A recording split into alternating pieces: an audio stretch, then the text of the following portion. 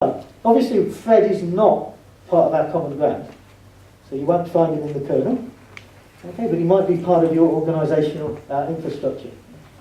So that's a sort of taste of the kind of things that you can do with the kernel and plug in practices.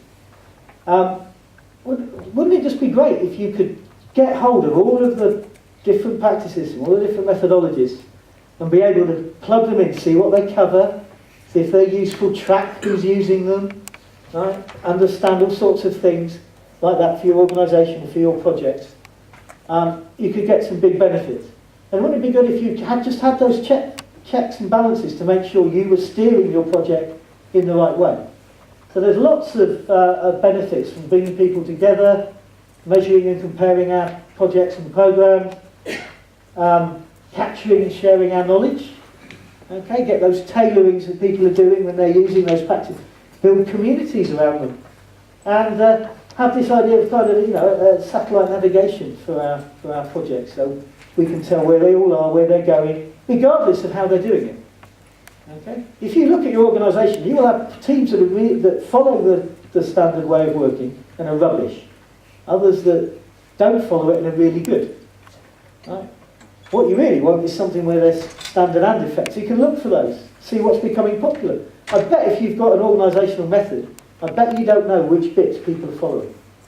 I bet there's stuff in there that hasn't been used for 10 or more years, but no one can take it out because nobody knows. With this kind of practice space, you can track the usage, find out what's popular, what's waxing and waning, and support people rather than be process police people. So, this can reduce project startup time. Where are we? We're here. Oh, what are we going to do next? This. What do we need? It can improve communication. Just the ability to plug stuff in so you know what you're talking about can have huge benefits. Improve team working and work design. As you add more practices to the kernel, you get more of these elements with states. So you can, if you're into Kanban, something like that, this is great because these give you when something is at rest. So you can line them up to your team structures and Kanban boards, things like that. If you can share your practice experience, you can look for accountability. Who's responsible for progressing that particular, the requirements, and which states are they responsible, when's the handover. Helps you with the state of teams, projects, organisations. We're trying to design it so that, start lean and stay lean is one of our mantras. So let's eliminate as much waste as possible. If you are producing 10 documents about the same thing, it's probably 9 too many. There's great use for standard measurements and reporting. It's the common ground, so everyone can share that, regardless of how they're working. And if you take on board the tuning, the tailoring, the pluggability, you can actually have teams following their documented way of working, rather than ignoring it until the auditors come back. I did some work at a major software supplier who were ISO certificated, and when the ISO people were coming, some people got sent home. Right. They got sent home because they were not allowed to meet the assessors. Because they would say, actually, no, that's all bollocks. We don't do that at all. No. Oh, yeah, we fill those in at the end and put them in the cupboard for when you come and visit. They actually send them home. Right. This is not healthy behaviour. Okay, so that's my little bit. That was entertaining, at least. I know there's quite a lot there to take in. Hopefully Brian will show us a bit more and things like that. Anyone any questions? Oh, there's a question at the back.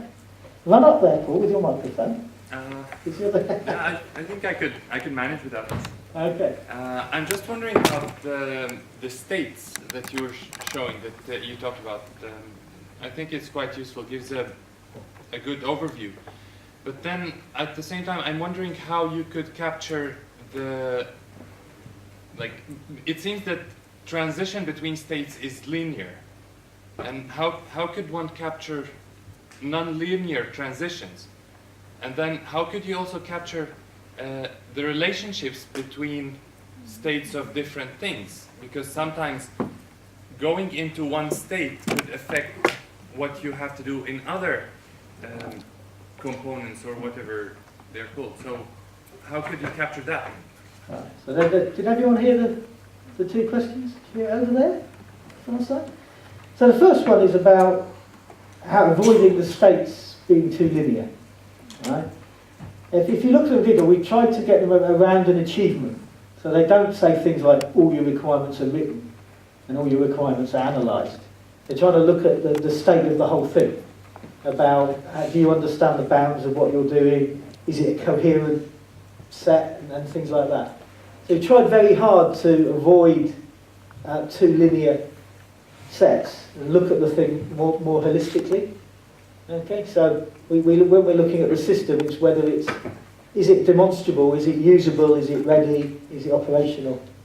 Right? So not tied into other things. When you add practices, they add more finer grained elements with states. So you could see exactly the state of each requirements item. Right? And then we can say, if you're at this point on the whole set, all the in-scope ones should be at this. Right? But typically those connections are just near the beginning and near the end. Right? What you can't represent very well is breadth, like how many. So we've got those things. The other thing is that some of them will have a natural relationship to each other. Right?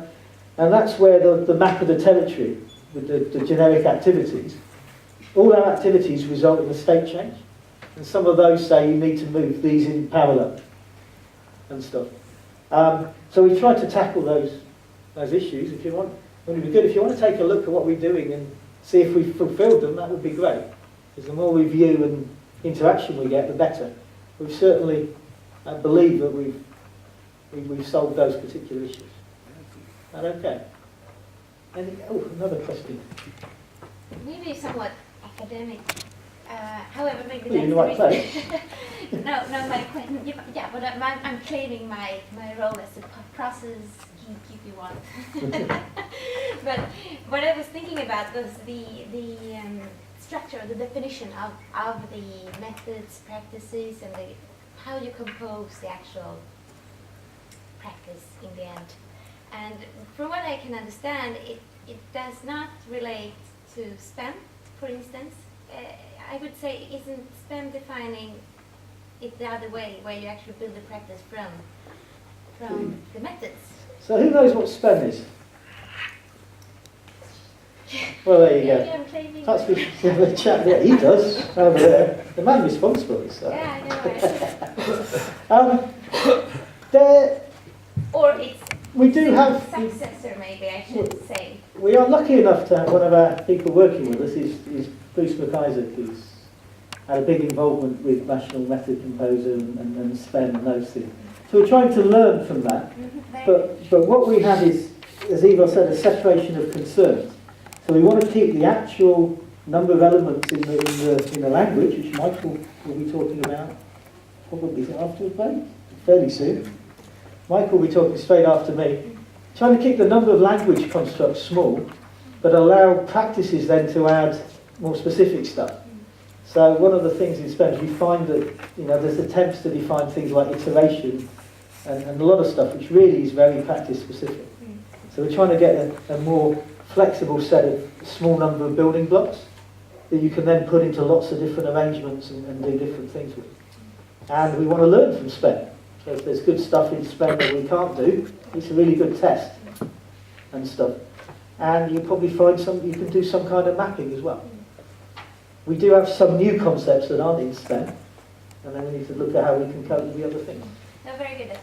This was a bit of my concern, that we were not reusing already available knowledge.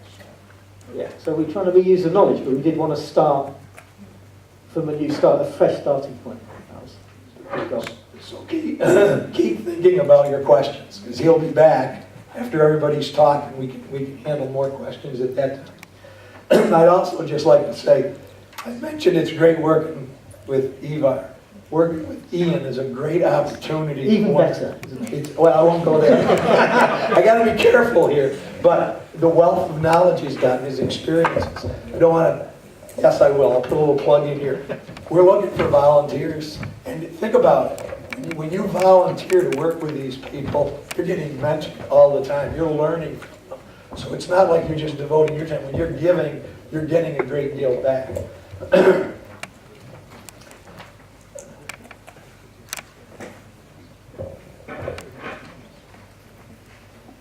Okay, our next presenter is Michael Strieber. And unlike Ivar and Ian, I've been working with Michael maybe 6, 7 months. And I've felt like I know him because we meet every week. He's always sharp. He's there. He's got his status. He's leading the kernel language track, and he's right on top of things. And so when I actually met him for the first time face to face, just a couple days ago here, I was a little surprised that I didn't realize he's a PhD student in Germany, and he's younger than I expected. Doesn't have that wealth of knowledge of Ian and Ira from personal experience, but you're going to learn a great deal from Michael as well about now the language side of things. I would state I learned a little something about, a little secret about Michael, because we're staying at the same hotel. We have to take the tunnel down up. I can take a power nap anywhere. You're on the metro, it's busy. He went to sleep on the way up this morning. And he's ready though, because he's always ready to go. So let's hear a round of applause.